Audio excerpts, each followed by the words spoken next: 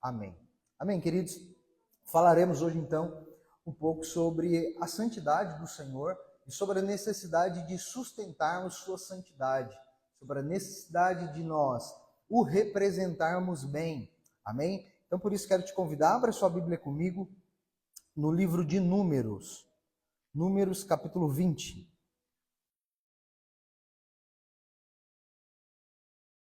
Números, capítulo 20, a partir do verso 1. Abra aí a sua Bíblia. Você que não trouxe, da próxima vez traga. Em nome de Jesus. Amém.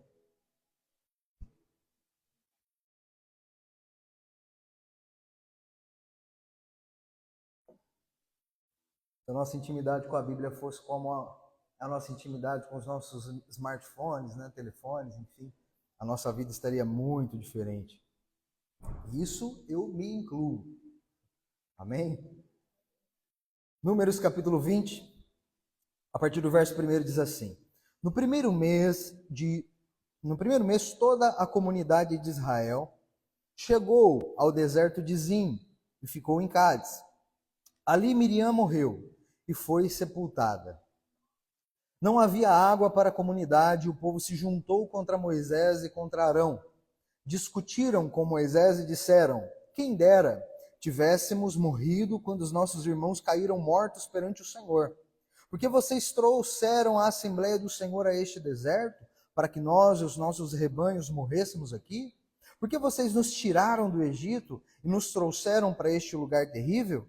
Aqui não há cereal, nem figos, nem uvas, nem romãs, nem água para beber. Moisés e Arão saíram de diante da Assembleia para a entrada da tenda do encontro e se prostraram com o rosto em terra. E a glória do Senhor lhes apareceu. E o Senhor disse a Moisés: Pegue a vara e com seu irmão Arão reúna a comunidade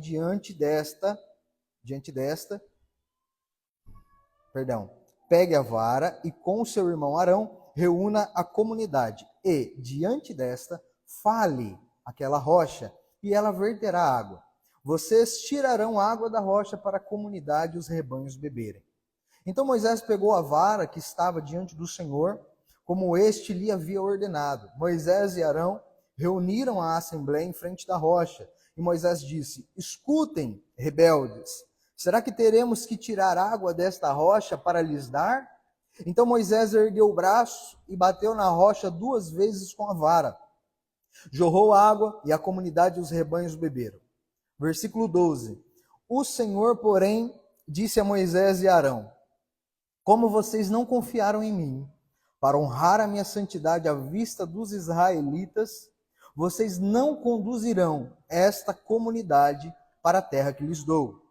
Essas foram as águas de Meribá, onde os israelitas discutiram com o Senhor e onde ele manifestou a sua santidade entre eles. Agora abra comigo em Deuteronômio 32. Deuteronômio, capítulo 32, a partir do versículo 48.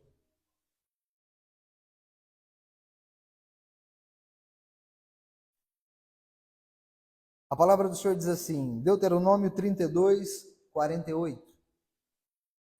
Naquele mesmo dia, o Senhor disse a Moisés: Suba as montanhas de Abarim até o Monte Nebo, em Moabe, em frente de Jericó, e contemple Canaã, a terra que dou aos israelitas como propriedade. Ali na montanha que você tiver subido, você morrerá, e será reunido aos seus antepassados, assim como seu irmão Arão morreu no Monte Hor, e foi reunido aos seus antepassados. Assim será, porque vocês dois foram infiéis para comigo na presença dos israelitas, junto às águas de Meribá, em Cádiz, no deserto de Zim. E porque vocês não sustentaram a minha santidade no meio dos israelitas. Portanto, você verá a terra somente à distância, mas não entrará na terra que estou dando ao povo de Israel. Amém? Então aqui só para passarmos fazermos um esboço rápido do que aconteceu nessas duas passagens, né? E basicamente Moisés ele desobedece a Deus, né? Em um determinado momento da sua trajetória com o povo israelita no deserto. Acredito que todos saibam a história. Quem não souber, Deus levanta, só para que aqueles que não sabem, enfim. Deus levanta Moisés como um grande libertador do povo hebreu no Egito.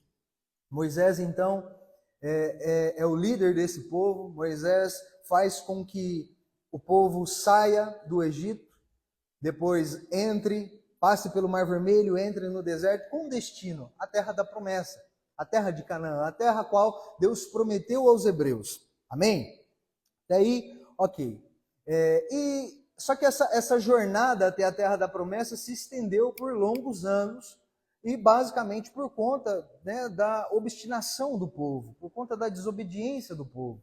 Né? Um povo de coração duro, um povo de mente obstinada, pecaram contra Deus inúmeras vezes no deserto. E agora, nesse texto que nós lemos em Números capítulo 20, já nem é mais a primeira geração, ou seja, a geração que entrou no deserto, parte dela já tinha morrido, por desobediência a Deus e também pelo decorrer dos anos. Já se passaram quase 40 anos de peregrinação pelo deserto. E agora Moisés ali, em Números capítulo 20, está diante de poucos da velha geração, mas a maioria deles da nova geração, os filhos, né, da primeira geração, o povo hebreu. E eles se encontram com uma necessidade de água, começam a murmurar contra Deus, e depois também começam a murmurar contra Moisés e Arão, vão até Moisés e Arão murmurarem, né, reclamarem.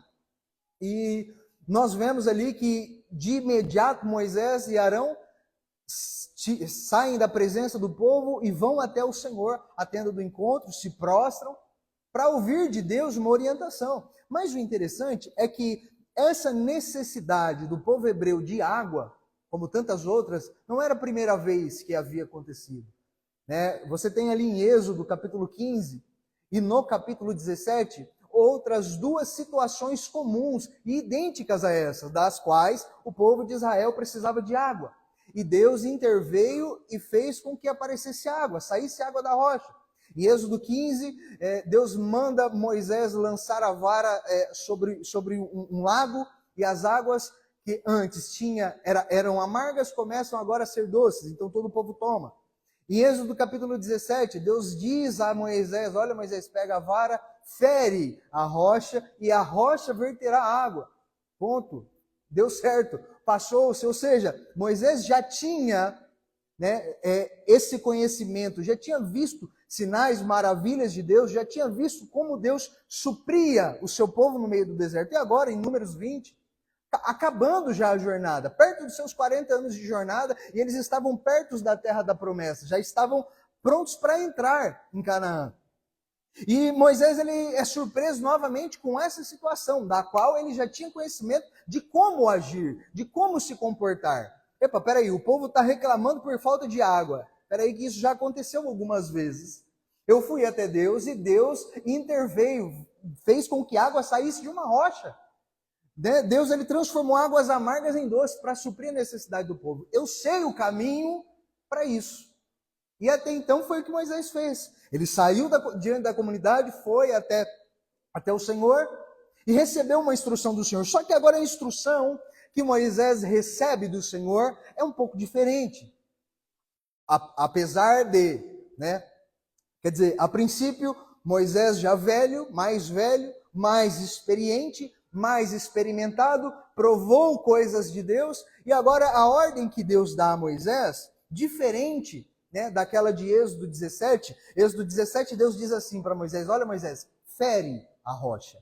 E agora, Deus diz assim, Moisés, pegue a vara, né, você e Arão reúnam a comunidade e fale a rocha. E a rocha verterá água, né? E toda a comunidade vai beber. E o que Moisés faz é pegar a vara e se achegar diante do povo, não sei se em um tom soberbo, mas é claro que ele está virado, e ele diz assim, olha, escutem, ô rebeldes, será que nós iremos ter que fazer com que saia a água da rocha? Né? E o que ele faz é ferir a rocha. Ele pega a vara, bate 2 vezes na rocha, sai água, a comunidade toda bebe da água, problema solucionado, né? Vírgula. Por quê? Logo a seguir o Senhor diz a ele, ali em Números capítulo 20, deixa eu voltar aqui, assim, o Senhor, porém, disse a Moisés e Arão, como vocês não confiaram em mim para honrar minha santidade à vista dos israelitas, vocês não conduzirão este povo para a terra que lhes dou. Irmãos, olha que sério. E é sobre isso que eu quero falar. Irmãos, nós temos como homens de Deus, lembrando, Moisés era um mediador entre Deus e os homens. Amém? Moisés era aquele que recebia ordens de Deus, recebia instruções de Deus preciosas para guiar, para conduzir o seu povo. Amém? A partir de Jesus, na nova aliança, nós somos considerados como reis, sacerdotes, mediadores entre Deus e o povo, né? Lembre-se, não quer dizer que as pessoas para chegarem até Deus têm que passar por nós. Não, não é isso. Eu quero dizer que nós temos uma responsabilidade de representar ao Senhor diante das pessoas, da mesma forma como Moisés tinha. Amém? Então, neste quesito, somos mediadores, somos representantes, mediadores da nova aliança. E, por sermos, irmãos, se nós, ao nos convertermos, ao aceitarmos a Jesus, ao começarmos a caminhar com Jesus, a começar a provar dos seus milagres, dos seus sinais, das suas maravilhas, nós começamos na nossa caminhada a provar de certas interferências do Senhor na nossa vida, na vida dos familiares, e nós vamos crescendo com o Senhor, né? E o nível de responsabilidade, né, quando se fala de alguém que representa a Deus, também cresce, também aumenta, né? E conosco não é diferente. Irmão, se Deus não poupou Moisés diante do seu erro, de não sustentar sua santidade, de não representá-lo bem, de não o obedecê-lo, porque o que Moisés faz é desobedecer a Deus. Porque Deus diz assim, Moisés, pegue a vara, mas fale a rocha. Moisés vai e bate na rocha. Aos nossos olhos, pode parecer um erro bobo, pode parecer algo, mas o que é isso, né? Não, irmãos, no lugar em que Moisés estava, no nível em que Moisés estava de relacionamento com Deus, irmãos, a Bíblia diz que Deus falava face a face com Moisés como um amigo ao outro. Então, assim, era muito íntimo o relacionamento de Deus com Moisés e a responsabilidade na mesma altura, era muito grande. Moisés tinha representado bem o Senhor até ali e deveria continuar até o fim. Amém? Ele não podia se dar ao luxo, se dar ao direito de deslizar nenhuma vírgula, nenhum detalhe como esse. Ao invés de falar a rocha, bateu na rocha. E por quê? Porque ao bater na rocha, alguém que representa a Deus, comunicou às pessoas, comunicou ao povo aquilo que Deus não estava comunicando, aquilo que Deus não estava falando. Deus não disse, olha, vá, se apresente de forma irada, quanto a esse povo, os chame de rebeldes e bata na rocha, mostre a minha fúria. Não, Deus disse assim, olha, se apresente diante do povo, fale a rocha. Então, até aqui estamos entendidos. Moisés, então, desobedece a Deus e recebe do Senhor esta dura consequência. Um homem que tinha passado por tudo que passou, desde as 10 pragas do Egito, saíram do Egito correndo, fugindo, atravessou o Mar Vermelho, aguentou, irmãos, 40 anos esse povo azucrinando a sua orelha, desobedecendo a Deus. Teve momentos da história que Deus queria eliminar esse povo, e Moisés orou falando, não, Senhor, se arrependa, Tu és um Deus longânimo, Tu és um Deus paciente, o que as outras nações iriam pensar se o Senhor matasse o seu povo? Deus voltou atrás por causa da oração de Moisés. Então, ou seja, um homem, irmãos, experimentadíssimo, se deu ao luxo de, por um momento, tomar as rédeas. Se deu ao luxo, por um momento, de não obedecer a Deus como deveria. E a recompensa foi, vocês não me obedeceram, vocês não sustentaram a minha santidade. Não é, vocês não me santificaram.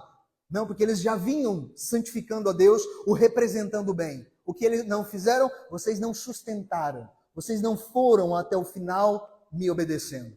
Por isso, vocês não entrarão na terra que eu dou aos meus filhos. Isso é fortíssimo, irmãos. quero ser breve aqui. O Senhor me dê graça de apresentar tudo isso aqui, irmãos. É muito, muito precioso para nós, muito urgente para nós como cristãos, como representantes de Deus. Nós precisamos, de forma imediata, de forma urgente, entender que Deus está esperando que nós o representemos bem, que nós sustentemos a sua santidade. Amém? E então, queridos, eu acredito, né? Muitos do que estavam aqui na quarta-feira vão ouvir eu falar 2 vezes, mas é bom que isso inculca no coração e na mente. Eu creio que, irmãos, essa é uma das coisas pelas quais Deus está irado com o seu povo, está desgostoso, está triste com o seu povo. Nós olhamos para o Brasil, vamos ter o Brasil como padrão, o cenário da igreja evangélica brasileira, totalmente inútil. Não digo 100%, acredito que tem ali pessoas, ainda igrejas sérias, igrejas que temem a Deus, líderes que temem a Deus, pessoas que oram, pessoas que se santificam, pessoas, né, que de fato não pagam o preço, mas se submetem a Deus. Pessoas que entenderam aquilo que Deus fez. Eu acredito que ainda há pessoas sérias no Brasil, mas a maioria do evangélico brasileiro é mediano. Ou seja, são homens, são mulheres que vão à igreja sempre em busca de satisfação, sempre em busca de que Deus satisfaça seus desejos. Líderes desonrando a Deus, fazendo aquilo que nem ímpios fazem, tudo em nome de Deus, não sustentando a santidade de Deus, e é por isso que nós temos o cenário do Brasil hoje. Um governo, né, totalmente, né, desvirtuado dos nossos valores como cristãos, mas é o quê? É o castigo para o povo de Deus. Porque, irmãos, é impossível que com o número de cristãos que nós temos no Brasil, se pelo menos, irmãos, a metade fossem sérios, é impossível que o Brasil estivesse do jeito que está. É impossível. Às vezes eu estava falando com a minha esposa esses dias e disse assim, será que se a igreja primitiva tivesse os cristãos que existem hoje, como é que será que nós estávamos? Pensa aí, se a igreja primitiva tivesse o modelo, o padrão dos cristãos de hoje, irmãos. Irmãos, é que Deus, Deus ele é perfeito em tudo que faz e garante com que a sua palavra, a sua igreja permaneça de pé. Mas, irmãos, se nós olharmos para o modelo, para o comportamento que nós temos dos apóstolos, dos cristãos, da primeira igreja, do primeiro século, irmãos, nós estamos longe demais. Então, irmãos, santificar a Deus, precisamos entender que santificar a Deus, santificar ao Senhor, ou seja, melhor, sustentar sua santidade, é fazer o que Deus manda, não acrescentar, não subtrair nada de sua ordem. Amém? É representar ao Senhor, é como se Ele estivesse no meio do povo. Nós temos esse papel, representar a Deus, como se Ele estivesse no meio da sociedade. Amém? Então nós estamos encarregados desse grande privilégio, mas também desta grande responsabilidade. E é na mesma medida. Amém? Sustentar a santidade do Senhor. Como? O representando bem, obedecendo, se adaptando ao padrão que Deus deixou na sua palavra, de como cristãos devem se portar. Amém? Então nós não podemos, irmãos, acrescentar nada do que está escrito, mas também não podemos fechar os olhos para nada, não podemos subtrair nada do que Deus deixou escrito. Amém? Nós precisamos pregar o Evangelho, sim, mas o Evangelho do Senhor, o Evangelho de Deus, o Evangelho de Jesus, não o nosso. Não o que achamos, não o que pensamos, não qual nossa opinião a respeito do que a Bíblia diz, não. A Bíblia diz algo de forma clara. A Bíblia diz coisas de forma clara. Amém? Nós não podemos subtrair nada. Temos que pregar o Evangelho. O que é pecado ainda é pecado e não vai mudar, vai continuar sendo pecado. Amém? O passo a passo para santificar-se é ainda o mesmo. submissão ao Senhor, submissão à sua palavra, oração, jejum. Você não vai conquistar nada fazendo isso, não. Mas, irmãos, é o seu dever se achegar para perto do Senhor. Não ore, não jejue para obter de Deus presentes, não. Com Deus nós não nos relacionamos assim. Mas ore, jejue, leia a palavra para ser transformado de glória em glória, para a cada dia estar mais parecido com o Senhor. Amém? Porque o nosso dever, como o dever de Moisés era, é sustentar a santidade de Deus, representá-lo bem. Amém? Então precisamos, irmãos, trazer às pessoas os conselhos do Senhor. Mas como, irmãos, nós pregaremos o Evangelho? Como levaremos o Evangelho se mal lemos a Bíblia? Irmãos, se mal debruçamos diante da palavra, se mal, irmãos, separamos algumas horas, alguns minutos que seja, por mais que minutos eu acho ser muito pouco para nós nos debruçarmos sobre a palavra, e talvez você possa estar pensando aí, mas você não sabe do meu dia a dia, você não sabe o como corrido é. Irmãos, de fato não sei, não quero saber, mas Deus sabe. Deus sabe o tempo que temos, Deus sabe da nossa ociosidade, Deus sabe o quanto nós gastamos na tela dos nossos celulares. Deus sabe. Amém? Então, irmãos, nós devemos pregar, devemos evangelizar, devemos representar a Deus bem, mas nós precisamos primeiro, preste atenção nisso, arrumar a casa. Arrumar aqui e arrumar a nossa casa mesmo, a nossa família. Amém? Porque, irmãos, para Deus uma obediência meia boca ainda é infidelidade. Ou obedecemos ou não obedecemos. Moisés bateu na rocha, saiu água, não saiu? Saiu água. O problema foi solucionado. Aos olhos do povo estava tudo bem. Com Moisés, mais uma vez, Deus veio através de Moisés e a água saiu, tudo funcionando bem. Mas não, ele não obedeceu aos detalhes aquilo que Deus disse. Então, por não obedecer, pode até estar correndo tudo bem, irmãos, na nossa vida. As coisas podem até estar acontecendo, e isso é o perigoso, né?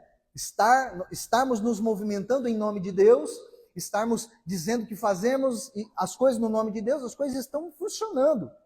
Mas a questão é, estou sendo aprovado ou reprovado pelo Senhor? Diante daquilo que estou fazendo. Porque resultado não consegue dizer se o que estou fazendo, Deus está aprovando ou não. Posso fazer algo que Deus está reprovando e estar dando certo. Como foi o que Moisés fez. Fez algo, deu certo, Deus o reprovou. Por quê? Porque, irmãos, obediência meia boca não existe para Deus. Ou obedecemos ou não obedecemos. Amém? Então fazer o que é preciso fazer, sem ser da forma como Deus ordenou, irmãos, é infidelidade. Amém?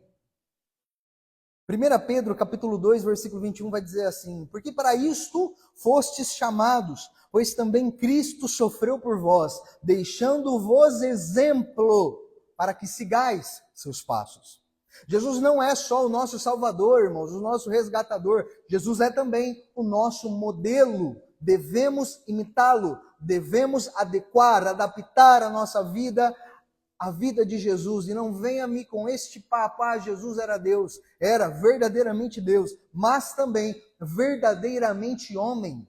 Jesus, em Hebreus capítulo 5, vai dizer que ele aprendeu a obediência por meio das coisas que sofreu. Jesus não nasceu obediente.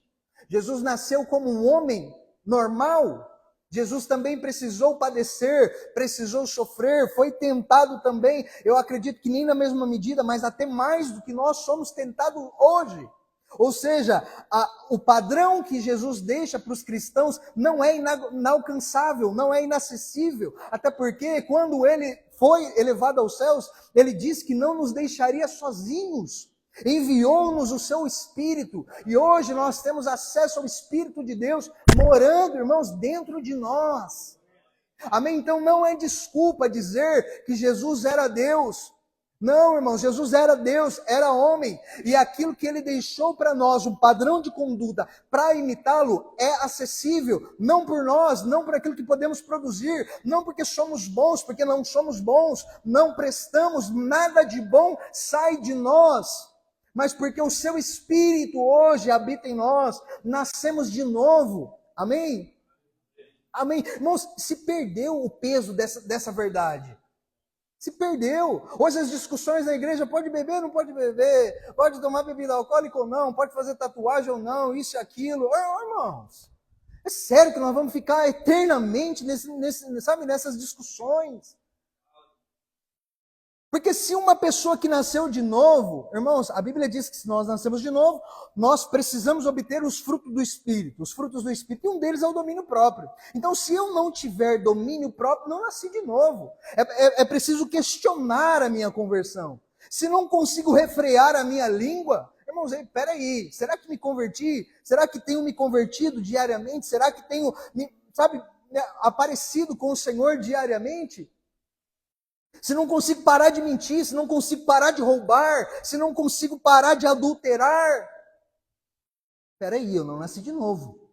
Porque os que nasceram de novo abandonaram a sua velha vida. Então, entendeu? É isso que... Porque alguém que nasceu de novo sabe aonde parar, irmãos. Ah, posso tomar vinho? Irmãos, pode. Não pode se embebedar, não pode se embriagar. É pecado.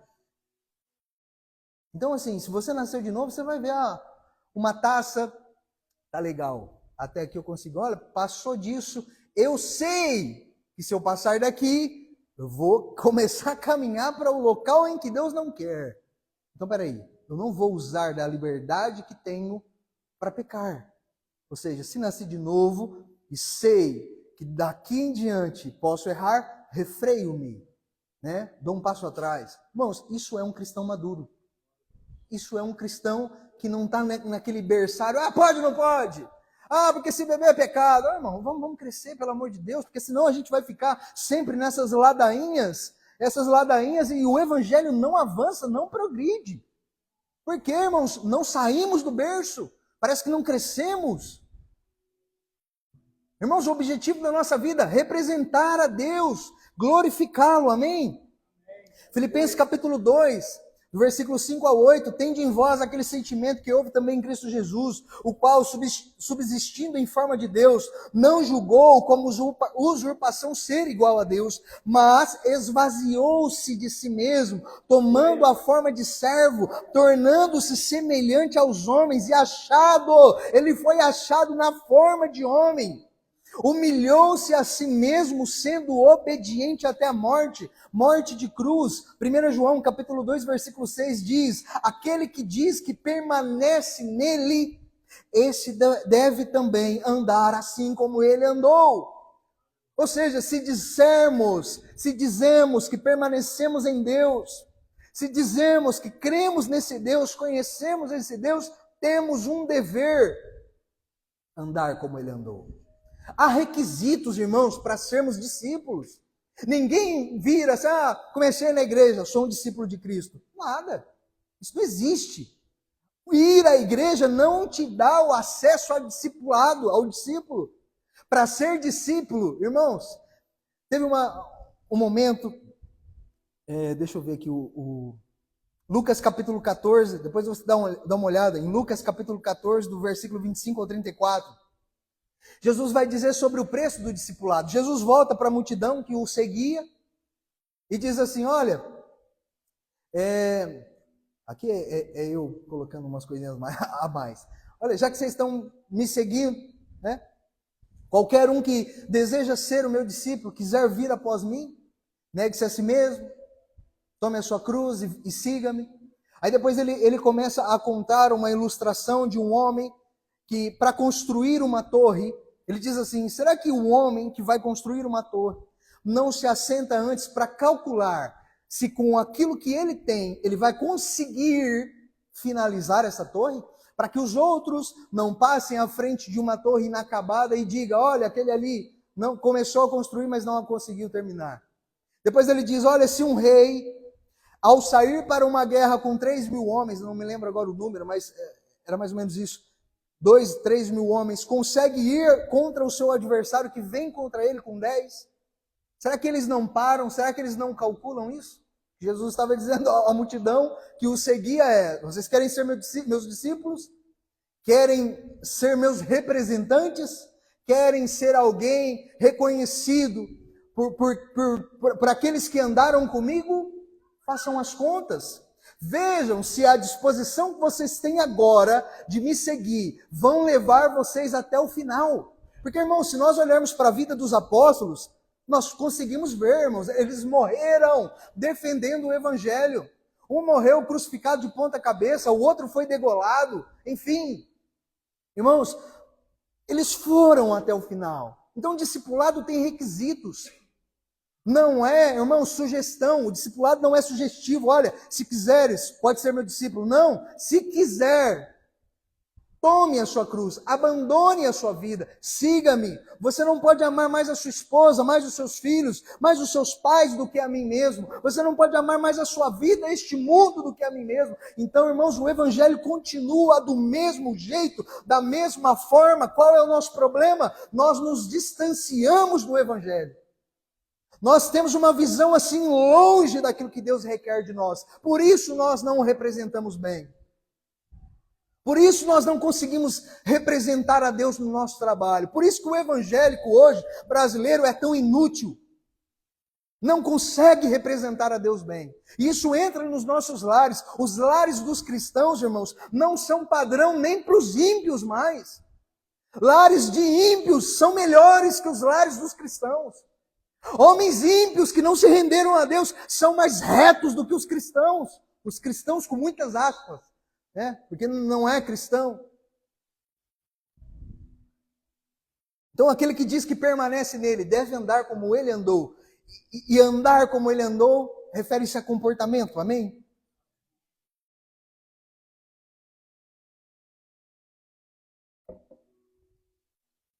Então, irmãos, o padrão de comportamento aprovado, ele começa no nosso lar, não é na igreja.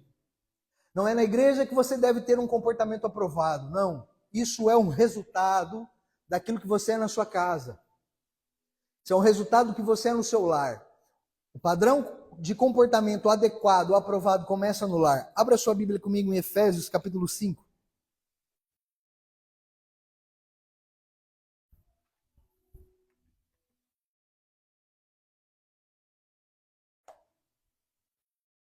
Efésios capítulo 5, versículo 22, a seguir.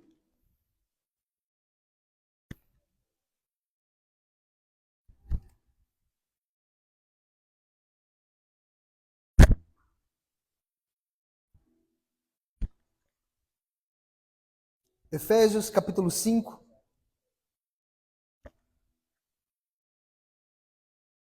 a partir do versículo 22.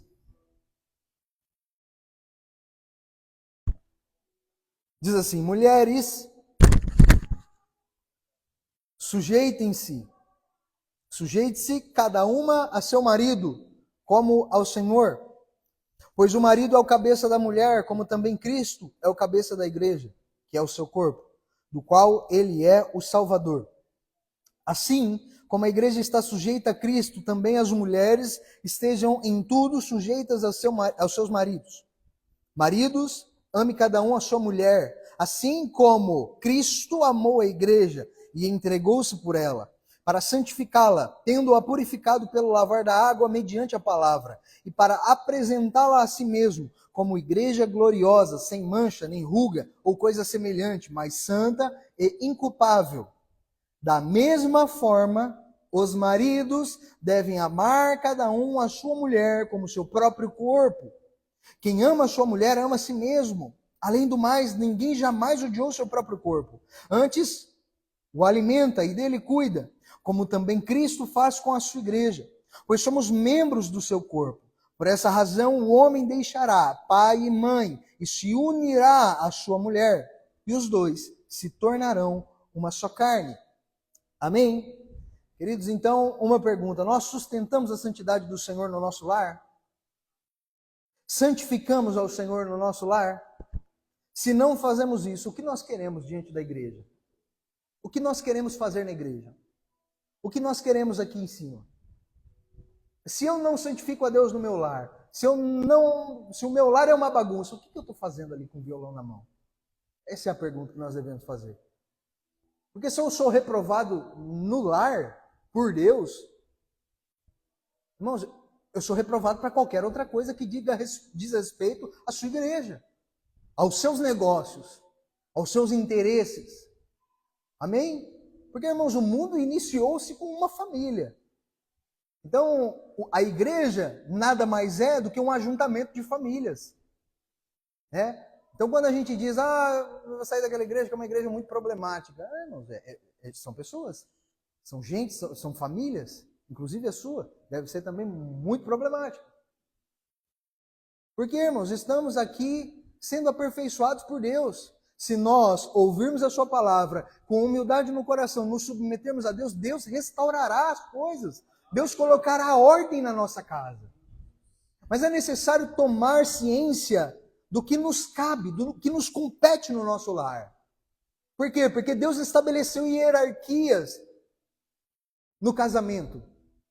Interessante, né? A Bíblia diz, o homem deixará o pai e mãe e se unirá à sua mulher. Ou seja, Deus incumbiu o homem de se desligar da sua família. Eu disse isso aqui outra vez. Irmãos, depois do casamento, a sua família, seus pais, se tornam seus parentes. Não é mais sua família é sua esposa e seus filhos. Ponto. Final. Você pode até entender que, mas a minha família é seus parentes. Agora a sua família, aos olhos de Deus, é o seu esposo, a sua esposa e os seus filhos. E ponto. O resto, irmãos, é parente. É parentela. O homem que sai da casa dos pais, se casa com a mãe, se casa com a esposa, ele não se casa com a mãe, ele se casa com uma esposa. Não espere da sua esposa que ela se comporte como sua mãe, porque a sua esposa não é sua mãe. A sua esposa é a sua esposa. Amém? A mãe tem como objetivo nutrir os seus filhos. A mãe nutre. A mulher não. A mulher confronta. Mas pronto, agora pega o contraponto. As mulheres confrontam, não afrontam. Amém? Amém. Amém. Só para equilibrar as coisas aqui, senão vai ficar complicado, né? Amém, irmãos? Depois vocês resolvam em casa, que não tem nada a ver com isso. Cada um sabe do seu melhor. Mas assim,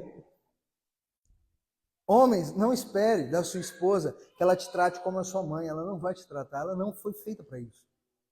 Amém? A sua esposa é uma auxiliadora, é uma ajudadora, é uma confrontadora, sim, porque nós precisamos ser confrontados pelas nossas mulheres. Nossas mulheres enxergam, irmãos, por um prisma que nós não conseguimos. Nossas mulheres... Eu vou ter que passar rápido por esse tema, irmão, senão... Amém? E nós sempre falamos aqui, irmãos, né? O homem é o cabeça, a mulher deve se sujeitar ao homem, sim. Se sujeitar àquilo que o homem definiu. Né? Por quê? Porque o homem é o cabeça. Só que homens, olha aqui para mim, por favor, em nome de Jesus, você precisa ter, antes de requerer submissão da sua esposa, você precisa ter uma missão clara. Para que Deus te chamou? Para onde você está levando a sua casa? Para onde você está levando a sua família? Você consegue se responsabilizar no dia do julgamento pela sua esposa? Porque, irmãos, ao que Deus nos compara mediante sua palavra é muito sério. Maridos, ame cada um a sua mulher, assim como Cristo amou a igreja. Como Cristo amou a igreja? Morrendo. Então, nosso relacionamento com as nossas mulheres tem que ser de sacrifício, morte. Não espere sacrifício e morte da sua esposa. Não, as nossas esposas devem o quê? Honra, respeito. Mulheres, o que os homens querem, isso nós encontramos aqui, eu não estou inventando nada. Mulheres, sujeite-se. Mulheres, respeitem, honrem, ouçam. Não vem, se o seu esposo disse que vai ser assim, irmão, se você não tiver, a não ser que o que ele estiver te pedindo seja para desobedecer a Deus, aí não. Mas, mulheres, vocês precisam honrar, a linguagem do homem é respeito. Às vezes a Anelisa, ela não gosta que eu chame ela de Anelisa, às vezes a minha esposa diz, como que ela disse? Estou tentando lembrar. Será que eu falo? Não, ela tenta às vezes me dizer assim, eu estou tentando lembrar a palavra. Meu Deus do céu, me ajuda. Ah, pronto. Ah, porque só eu, uma coisa assim, só eu sou carinhosa com você e tal, só eu falo que te amo, só eu falo que isso, que aquilo, né? E você não retribui, parece, na mesma medida. Ah, porque você fala toda hora que eu te amo pro João Levi, e você chama ele de meu amor, você chama de Annalisa. Ah, lembrei, é isso. Hoje ainda, ela disse, você me chama de Annalisa. Pro João Levi, você chama de meu amor. Annalisa, são coisas diferentes. Irmãos, a linguagem do homem não é de carinho, de amor e tal. O homem está pensando em problema, boletos e formas de sustentar a sua casa com mais excelência, né? A linguagem da mulher já é o amor. Então, irmãs, em nome de Jesus, o que o homem espera? Respeito, honra. Homens, o que as mulheres esperam? Sacrifício. As mulheres se submeterão a um homem que se sacrifica. Ponto. Você não precisa ser o homem mais rico da face da terra. Você não precisa nem ser muito bonito. Você se sacrificando, sendo um homem segundo o coração de Deus, irmão, pronto. Até porque, irmãos, hoje, homem bonito de Deus, extinto. Não existe. Não existe hoje isso. Aí é querer demais. Cadê a nossa irmã Grace Kelly? Já deve estar na escolinha, né? Irmão, não existe. Homem bonito, rico, crente. Isso aí, mano, eu acho que isso aí ficou extinto junto com os dinossauros. Isso aí não deve existir mais. Então, voltando. Homens, então, mulheres, submetam ao seu marido. Mas maridos, tenham uma missão. Saiba para onde você está levando a sua casa, né? Assuma as responsabilidades da sua casa. Quando nós resolvemos vir congregar aqui, né, na Aliança, nós estávamos apenas ainda visitando ali a Igreja Batista, já ia, não ia. Nada contra a igreja, uma igreja séria, uma igreja abençoada, pastores sérios, uma bênção aqui em Alcobaça. Mas eu me sentia, parece que Deus queria algo, eu queria outra coisa. E um dia orando, Deus trouxe-me o logo da Igreja Aliança, já havia feito uma visita ou outra aqui. E disse à minha esposa, olha, nós vamos começar a congregar na Aliança. E ela ficou toda, será? Né? Porque nós tivemos um histórico, irmãos, para que vocês entendam, um pouco ruim com igrejas no Brasil, enfim. E a gente carregou por um tempo aquele trauma, né? Pô, será que vai ser igual? Pô, será que é a mesma coisa e tal? Mas, irmãos, Deus falou comigo. Essa é a questão. E eu disse, nós vamos. Então, você precisa se responsabilizar nesse nível. Eu vou colocar minha casa naquela igreja, debaixo daquele pastoreio. Se for necessário, eu tiro. Isso é que se espera de um homem bíblico. Que saiba discernir as coisas. Que saiba apontar, olha, nós vamos para este lugar. Olha, se precisar recuar, recue. Porque, irmãos, a direção da sua casa não está nas mãos da sua esposa, está nas suas mãos. Você é quem tem que definir o padrão de piedade na sua casa. A minha esposa não precisa e nem pode imitar o pastor. A minha esposa tem que me imitar. Eu preciso ser a referência da minha esposa. Eu preciso ser uma referência de oração, de piedade, de alguém que lê a Bíblia, de alguém que ora, de alguém que ama a Deus, de alguém que vive de forma reta, justa e honesta na sociedade, no trabalho. O padrão que a minha esposa, os meus filhos precisam encontrar não estão fora da minha casa, estão dentro. É minha responsabilidade. Eu preciso representar a Deus na minha casa antes de fazer qualquer coisa relacionada à igreja. Antes de vir pregar, antes de pegar o violão nas mãos, eu preciso olhar para a minha casa. Será que está tudo em ordem?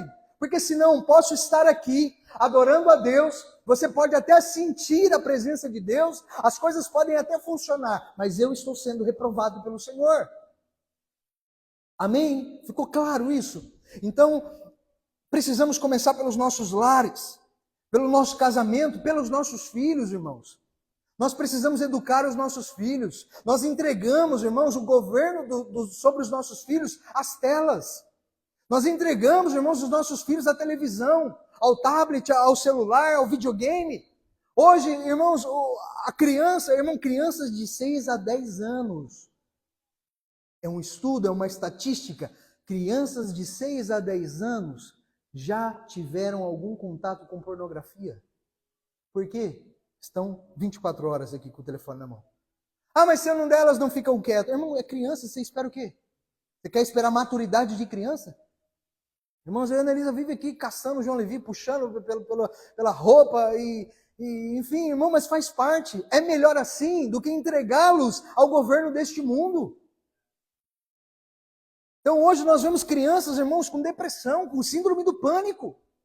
Nós não estamos educando as nossas crianças como devemos. E escute, não é papel da igreja, não é papel da escola, não é papel das tias que ficam ali na escolinha educar o seu filho. É seu, é meu. Amém? Conseguimos entender isso? Então, irmãos, nós não podemos, nós precisamos colocar ordem na nossa casa. Amém? Os problemas da igreja, eles são problemas familiares, individuais. Isso nasce em casa. Uma família, irmãos, avivada, não está em uma igreja. Ela está numa mesa, ela está no almoço, ela está no jantar, ela está em um fim de semana no parque. Isso é uma família avivada, não é uma família do apóstolo tal, do pastor tal, do missionário tal. Não, uma família padrão bíblico está no lar, está na casa, está fazendo refeições em paz. Irmãos, como nós veremos os nossos filhos orando, lendo a Bíblia, se eles não nos veem fazendo isso? Como? Como nós vamos ver os nossos filhos chegarem lá, pegarem a Bíblia infantil deles, se é que eles têm, pegaram a Bíblia infantil deles e começarem a orar? Porque para nós isso não é interessante, não é importante, né? Não é, a palavra certa não é importante, porque é uma criança. Não, irmãos, é importante. É importante. Jesus com 12 anos já debatia, 12, 13 anos, debatia com os mestres da lei acerca das leis de Deus. Amém? Não venha aqui lá, mas era Jesus. Amém? Então, como nós veremos, irmãos, não espere que o seu filho aprenda a orar e ler a Bíblia com as pessoas da igreja, com o pastor, não. É com você.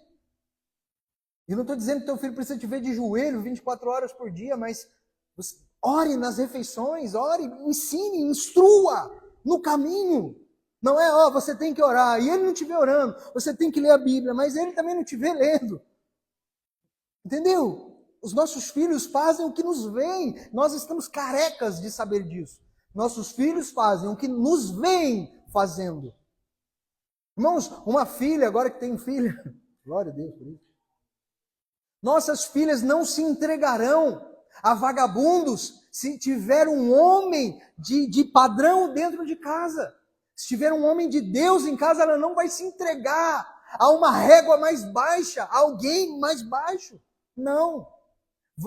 As nossas filhas, os nossos filhos vão procurar pessoas que representem a Deus bem. Por quê? Porque durante toda a infância e adolescência viram isso na nossa casa.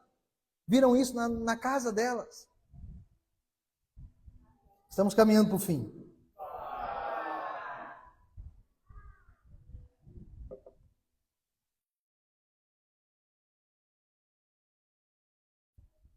Eu disse aqui, né?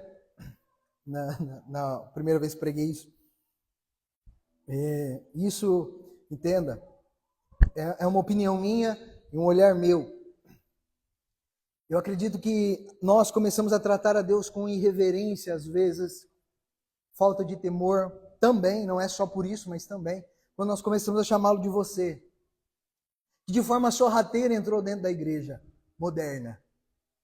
Irmãos, você não tem que chegar até Deus e falar, excelso, grandioso, enfim. Mas, irmãos, pensa comigo. Você não pode chamar uma autoridade de você. Você não pode chamar um juiz de você. Você não pode chamar um tenente de você. O presidente da república, você não pode chamá-lo de você. Mas Deus nós chamamos você. Irmãos, é assim. À medida que nós começamos a chamar a Deus de você, começamos a chamar pastores de pai. Né? Então, se perde, irmão, se perde o senso, se perde o temor de forma bem sorrateira, de forma, sabe? Nos relacionamos com Deus nos louvores como se Ele fosse um igual a mim. Deus não é igual a mim. Deus não é igual a nós. Amém? Chamamos os pastores, né, de Senhor, de Pai. Ai, se não chamarmos, né? Ai, Graças a Deus aqui não. Amém? Mas nós chamamos o Criador do universo de você. Irmãos, isso não consegue entrar na minha cabeça. Amém? E mais, trocamos o senso, trocamos o real significado da nossa vocação. Hoje você não pode, parece que soa desrespeitoso, você chegar diante do Michael e dizer, ô Michael, taraná, taraná, taraná. Não, tem que ser pastor Michael. Por quê? Uma vez que o pastor só existe por causa do Michael, uma vez que a vocação existe por causa do caráter do Michael, por causa da rendição do Michael, por causa da obediência do Michael, por causa do propósito de Deus com o Michael, não com o pastor Michael. Mas não, hoje se não chamar de pastor fulano, então nós trocamos. Isso é perigoso, você vai entender por quê. Porque líderes hoje se escondem atrás dos seus títulos. Ah, é o apóstolo tal, não pode tocá-lo, não pode falar dele, porque ele é apóstolo. Nossa, ele se apresenta como apóstolo. É diferente. Agora, ele se comporta como tal? Ele se apresenta como pastor, mas ele se comporta como tal? Paulo, ao escrever as cartas, pode ver isso. Na hora que você for ler as cartas de Paulo, ele começa as cartas assim, eu, Paulo, chamado por Cristo Jesus para ser apóstolo. Ou, eu, Paulo, escravo de Cristo Jesus, chamado para ser apóstolo. Não eu, apóstolo Paulo. Entendeu? É umas coisas, irmãos, assim, tão simples que nós perdemos. E hoje líderes se escondem atrás disso. Se escondem atrás de seus títulos. Na realidade, não se comportam como apóstolos, não se comportam como pastores, como nada. Mas se escondem atrás disso. E pessoas mais novas na fé acabam ouvindo esses homens. Por isso que nós estamos nos levantando para denunciar este mau comportamento nas igrejas de hoje. Amém? Porque o que Deus espera de nós não é que fiquemos com essa informação, é que nós coloquemos a nossa casa em ordem. Primeiro, lembre-se, coloquemos a nossa casa em ordem. Depois, denunciar. Nós vamos denunciar, irmãos, padrões que não se adequam ao que a Bíblia diz. Homens que se movem em nome de Deus para se enriquecerem, para dominarem as pessoas. Irmãos, Deus precisa dessas pessoas, desses homens que se levantam de forma fiel, como João Batista, e olha, arrependam-se, raça de víboras, quem vos ensinou a fugir da ira vindoura, arrependam-se, mostrem fruto de arrependimento, ou seja, mudem o vosso comportamento. Não venham aqui se batizar achando que vão ganhar alguma coisa, não. O batismo é depois do arrependimento. Jesus iniciou o seu ministério ali em Marcos capítulo 1 ou 2, pregando o evangelho do reino de Deus, dizendo, arrependam-se e crede no evangelho. Ou seja, cremos no evangelho? Cremos ou não cremos? Amém? Então, andamos arrependidos? É isso que nós devemos nos perguntar. Nós nos levantamos, terminamos o nosso dia arrependido, nos arrependemos, porque motivos temos. Temos motivos para se arrepender todos os dias, irmãos. Todos os dias nós deveríamos ser eternos, arrependidos diante do Senhor. Acho que nem existe essa conjectura. Marcos capítulo 16, versículo 15. E disse-lhes, ide por todo mundo e pregai o evangelho a toda criatura. O evangelho não é para ser pregado para os filhos de Deus. O evangelho é para ser vivido pelos filhos de Deus.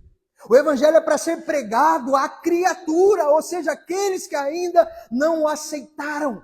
Mas o evangelho tem que ser vivido pelos filhos. Ser a Bíblia, irmão, daqueles que ainda não leem. A igreja daqueles que ainda não vão nela. Nós somos, irmãos, como o apóstolo Paulo diz em 2 Coríntios capítulo 2, 12, até o capítulo 3, versículo 6, nós somos o aroma de Cristo, somos o perfume de Cristo, nós somos cartas vivas, nós representamos a Deus não através daquilo que falamos somente, mas através daquilo que fazemos, através da nossa vida, o que vai condizer, ou seja, melhor, o que vai autenticar a nossa pregação, o que vai dizer que tal pregação é verdadeira, a nossa vida. Como vou pregar de casamento sendo que o meu é uma bagunça? Como vou pregar de santidade se ainda continuo consumindo pornografia? Como vou dizer sobre fidelidade a Deus sendo que sabe, todos os dias estou em adultério, cobiçando mulheres alheias. Então, irmãos, arrumem a casa, porque o que Deus tem para fazer, irmãos, através da nossa vida é grande. Mas Deus não vai fazer através daqueles que não há um comportamento, uma conduta adequada. E, não é um chamado para ser santo. Santo no quesito de não errar, não pecar, não. Não é isso. É um chamado à submissão reverente a Deus. É um chamado constante a arrependimento. Você pecou hoje, caiu hoje. Confesse. Confesse a quem tem que confessar. Pecou contra a sua esposa? Confesse. Ah, mas ela vai largar de mim. Assuma o dano. Assuma os riscos. Amém? Porque se enquanto não confessar a sua esposa ou ao seu esposo, você está reprovado. Não adianta confessar ao pastor. Somente. Pode sim chamá-lo para uma conversa. Confessar, pedir conselhos. Mas você tem que confessar também a sua esposa, ao seu esposo, aos seus filhos, a quem quer que seja. Porque Deus trabalha assim, com luz. Deus trabalha com luz. Amém, irmãos? Não adianta se enganar. Nós não podemos pregar, irmãos, com a Bíblia fechada. A nossa vida precisa ser uma carta viva.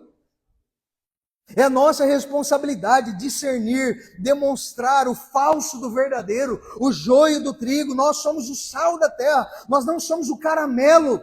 Spurgeon dizia isso. Nós somos o sal, nós não somos o caramelo. Nossas pregações têm mesmo que causar em você desconforto. Você precisa sair daqui triste. Não comigo, por causa da mensagem que está iluminando o seu interior, está iluminando a sua vida suja, a sua vida podre. Mas ei, eu tenho uma boa notícia para você. Deus continua, através daquilo que Jesus fez na cruz, com a mão estendida a nós, dizendo, ei, eu consigo ainda fazer da sua família um padrão, do seu casamento um padrão. Eu tenho grandes planos, grandes propósitos para a sua vida, para a sua casa, para a sua família. Coloque a casa em ordem. Não se esconda mais atrás de máscaras, atrás de títulos. Amém?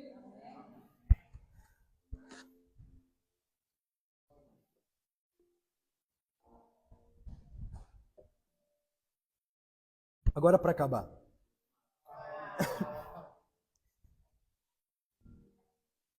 Em 1 Timóteo, abra comigo. Rapidinho.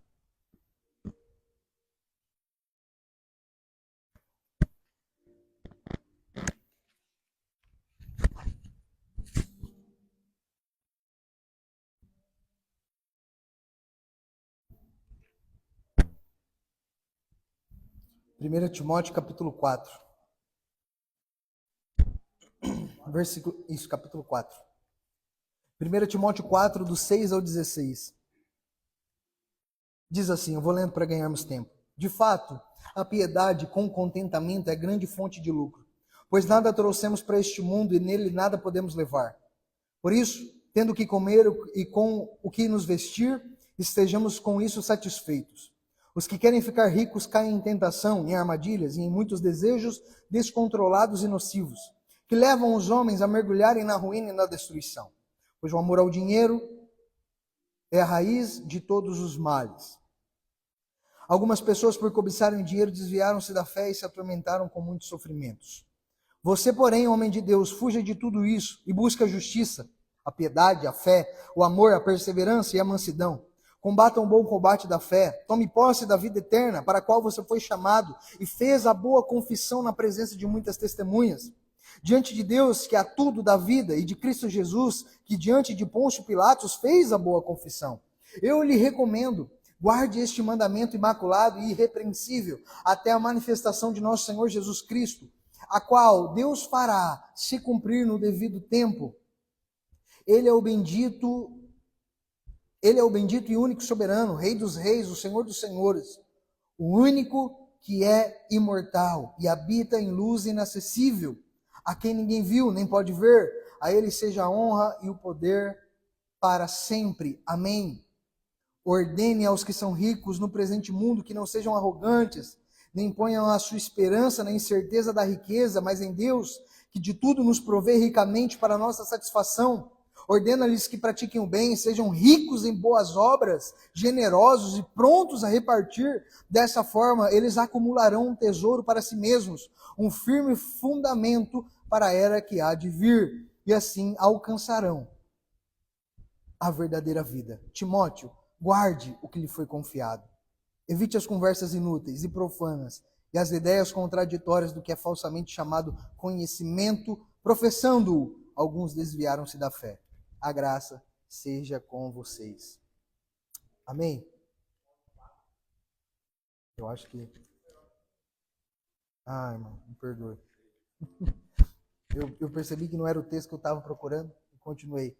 É o 1 Timóteo 4, 6. Eu li, foi o 1 Timóteo 6. 1 Timóteo capítulo 4, versículo 6, sim.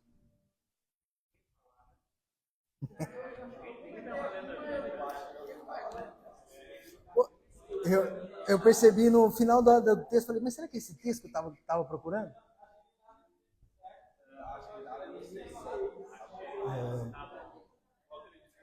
Você vê como os crentes estão lendo. Nunca erra. 4, 6. É assim, é só para dizer aqui, então, já que você disse que estava lendo, volta então algumas páginas. 1 Timóteo capítulo 4, versículo 6. Pronto. Irmãos, Moisés errou. Não nesse grau. Esse grau é mais tranquilo. Se você transmitir, confere? Amém? Se você transmitir essas instruções aos irmãos, será um bom ministro de Cristo Jesus. Nutrido com as verdades da fé e da boa doutrina que tem seguido. Rejeite, porém, as fábulas profanas e tolas. Olha isso aqui, irmãos. Exercite-se na piedade. Ou seja, uma vida devota, uma vida reverente, submissa a Deus. Isso é piedade. O exercício físico é de pouco proveito. A piedade, porém, para tudo é proveitosa, porque tem promessa da vida presente e da futura. Esta é uma afirmação fiel e digna de plena aceitação. Se trabalhamos e lutamos é porque temos colocado a nossa esperança no Deus vivo, o Salvador de todos os homens, especialmente dos que creem. Ordene e ensine estas coisas. Ninguém o despreze pelo fato de você ser jovem, mas seja um exemplo para os fiéis na palavra, no procedimento, no amor, na fé e na pureza. Até a minha chegada, dedique-se à leitura pública da Escritura, à exortação e ao ensino. Não negligencie o dom que lhe foi dado por mensagem profética com imposição de mãos dos presbíteros. Então, para terminarmos, era isso que eu queria dizer. Olha que interessante. O apóstolo Paulo, então, dá instruções a Timóteo para exercitar-se na piedade, ser padrão no comportamento, ser exemplo para os fiéis, na leitura, no amor, na fé, na perseverança. Depois, ele diz assim, não rejeite o dom que lhe foi confiado. Ou seja, interessante que no versículo 14, Paulo exorta Timóteo, não ser negligente quanto ao seu dom, depois de dar instruções quanto ao seu comportamento, seu estilo de vida. Nós não podemos achar, irmãos, que os dons que nos foram confiados faz tudo por si só. As pessoas elas podem ter dons, mas isso não é tudo. O dom, ou seja, a capacitação para servir a Deus, a servir a igreja de alguma forma, se esse dom não for acompanhado de um comportamento na piedade, na doutrina, não será eficaz, não glorificará a Deus. O nosso comportamento e os nossos dons não se separam. É necessário um alinhamento de vida, irmãos, com os dons recebidos pelo Senhor. O compromisso que nós temos com o Senhor está intimamente ligado com o nosso evangelismo.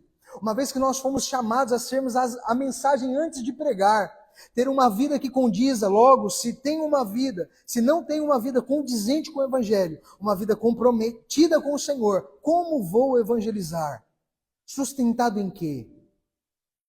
Amém? Deixa eu orar com você então agora, em nome de Jesus. Isso é muito interessante. A preocupação do apóstolo Paulo com o comportamento de Timóteo, depois de dar instruções quanto aos dons. Então, irmãos, antes do apóstolo, antes do pastor, enfim, qualquer que seja o título, Deus está olhando para nós como pessoas, como seus filhos. Deus não olha para o pastor Michael e enxerga o pastor, enxerga o filho Michael. Primeiro filho Michael. depois daquilo que Ele confiou ao Maicon para exercer aqui na terra. Amém? Senhor, obrigado por essa noite, obrigado pela Tua palavra, obrigado por abrir os nossos olhos, por descortinar as Suas verdades diante de nós, mesmo que ainda, Senhor, não da forma como gostaríamos de ouvir, mas, Senhor, da forma que nós necessitamos ouvir.